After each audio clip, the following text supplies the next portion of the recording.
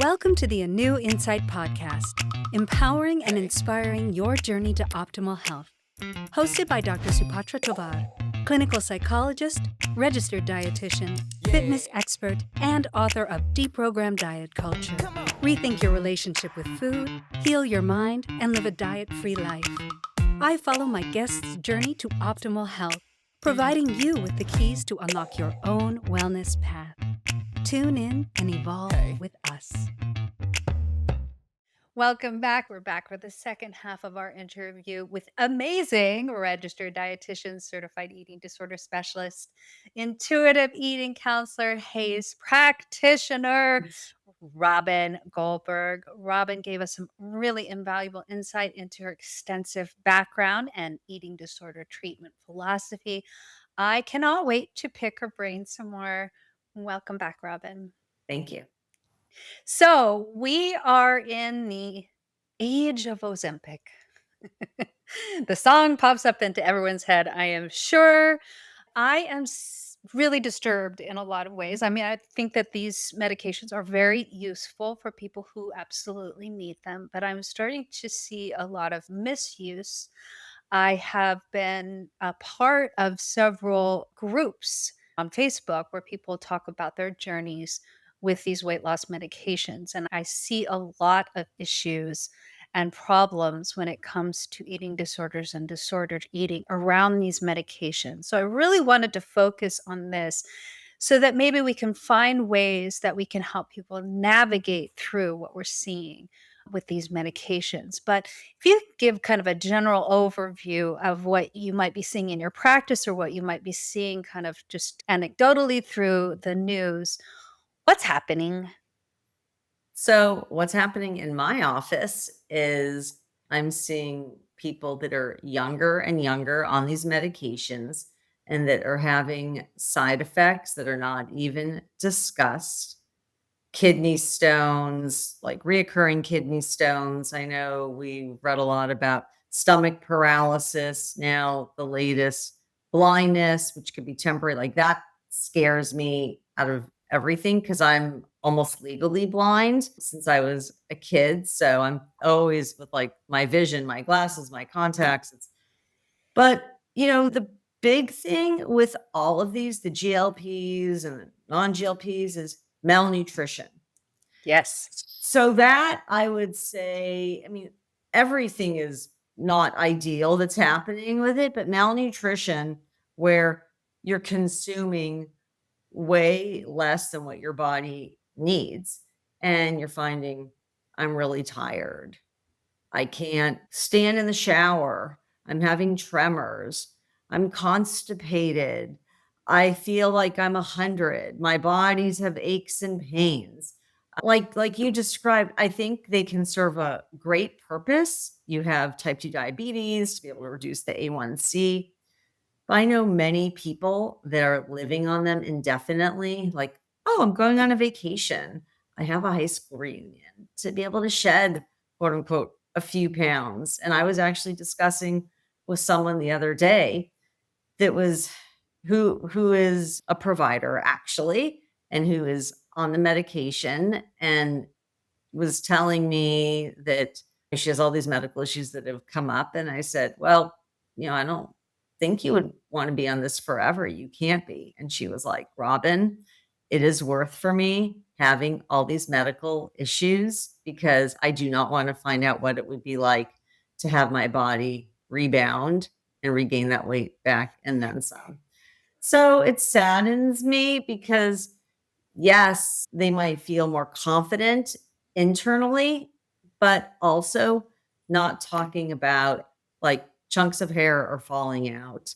I'm finding that I don't feel relieved when I'm taking a poop. I'm not really going to the bath. I mean, it's sort of like just the intake is less for many people than what a newborn is consuming.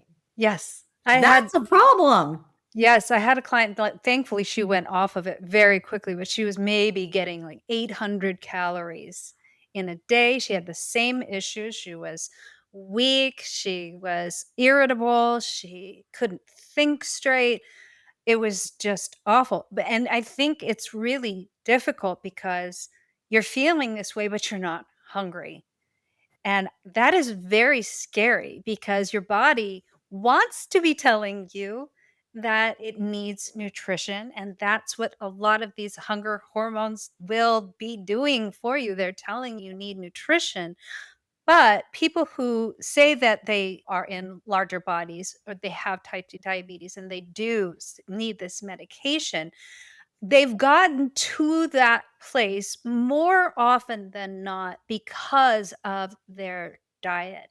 So let's start there. What usually leads people to gain unwanted weight in terms of nutrition? What are the culprits usually?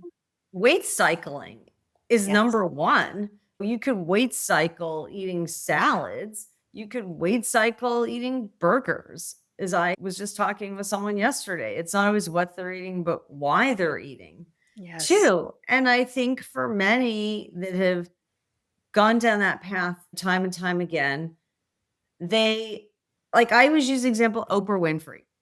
You can have all the chefs, trainers, dietitians, people at your fingertips. But if you're not willing to change your thought process, it's all going to be temporary. And that's the piece too. Like our bodies changes as we age. They're not meant to remain the same.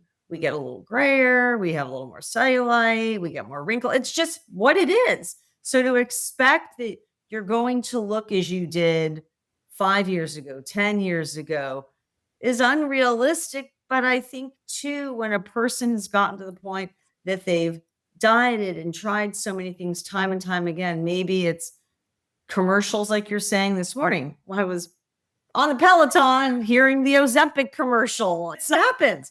But I think too, there's a pressure from maybe their provider, like, okay, you've tried for X amount of time, or they're getting opinions from their children, their spouses.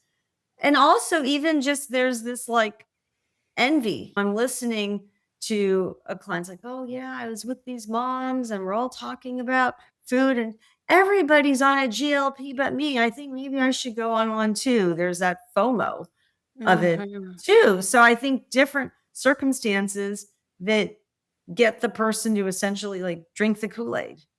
Absolutely. I would definitely say dieting, weight cycling, and seriously, if a high protein, super duper high animal protein, low carb diet was the key to weight loss, everybody, most everybody would be skinny by now. We have a lot of really, really controversial dietary advice that may provide some relief in the short term, but really aren't effective in the long term. So you see people going on these very strict, high protein, low carb diets that are unsustainable. And that's what creates the weight cycling. In addition, you have so many other influences like ultra processed foods. I'm a person who doesn't like to vilify foods. I think that, all foods fit. We have a spectrum of foods. But when you look at the engineering of ultra processed foods, they hijack your hedonic centers and it makes it very difficult for you to stop eating once you've started eating those foods. You have diet culture influences, people really kind of looking at the ideal celebrity and trying to emulate that. All of these can lead to that weight cycling of weight loss, more weight gain, weight loss, and subsequent weight gain.